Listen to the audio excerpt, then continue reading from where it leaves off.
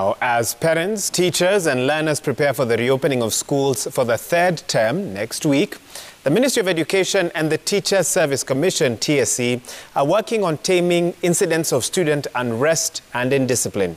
Education CS Professor George Magoha challenging unruly students who do not want to be in school to remain at home.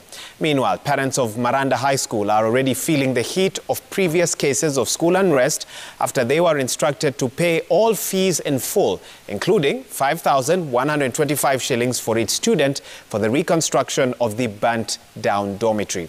Students will be further required to undergo a mandatory drug test before they can be readmitted to the institution. Less than a week before schools in the country resume learning for the third term of the 2021 school calendar, stakeholders in the education sector are working round the clock to keep disorder in learning institutions at bay. Top among their concerns, the student unrest that saw dozens of schools closed in the second term.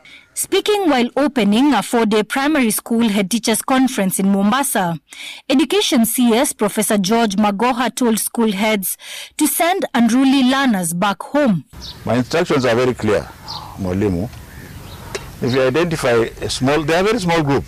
If you identify them and they want to go home, let them go. Whenever they are ready to come back, they will come back because education is free, isn't it? Yes, very true. But this nonsense of trying to ban a school because you have not been reading, you have been on drugs and you are doing other things, and now you want to ban the school so that everybody suffers. Yes. If you identify them, let them go home. There's no need to ban a school because I think they are sadistic.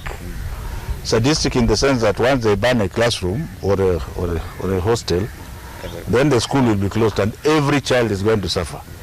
That is being sadistic. Let us bring parents back to their roles.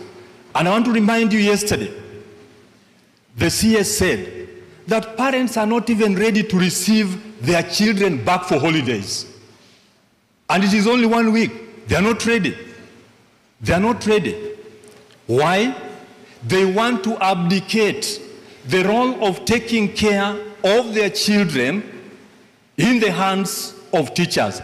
And being the last term on the education calendar, candidates will be sitting their national exams. How, as chief principals, will you bring innovation and ingenuity in management of... Teacher Service Commission CEO Dr. Nancy Macharia has challenged school heads to find solutions to exam phobia, which has been associated with students' unrest in the past. If they come and tell us we want to sit exams, what shall we do?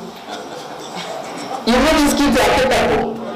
Yeah? And you know those kids are here at the demand. You know that.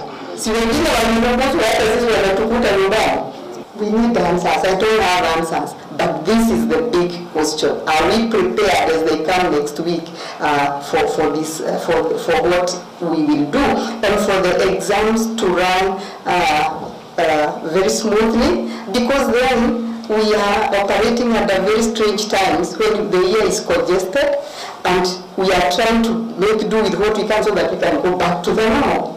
Addressing a national school heads conference held in Kisumu, Macharia also warned against aiding and abetting examination malpractices in a year that for the first time will witness national exams twice. Let us do the best we can, let the kids do the best they can, and the rest we leave to God, as they say.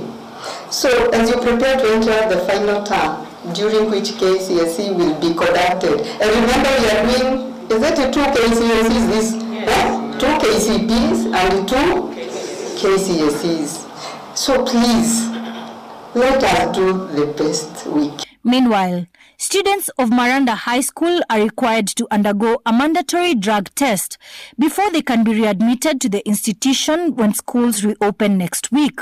The school had been closed indefinitely about a week ago, before the official closing date last term. This after a mysterious fire gutted down a dormitory, and the administration has now communicated that it shall be opened from 4th January.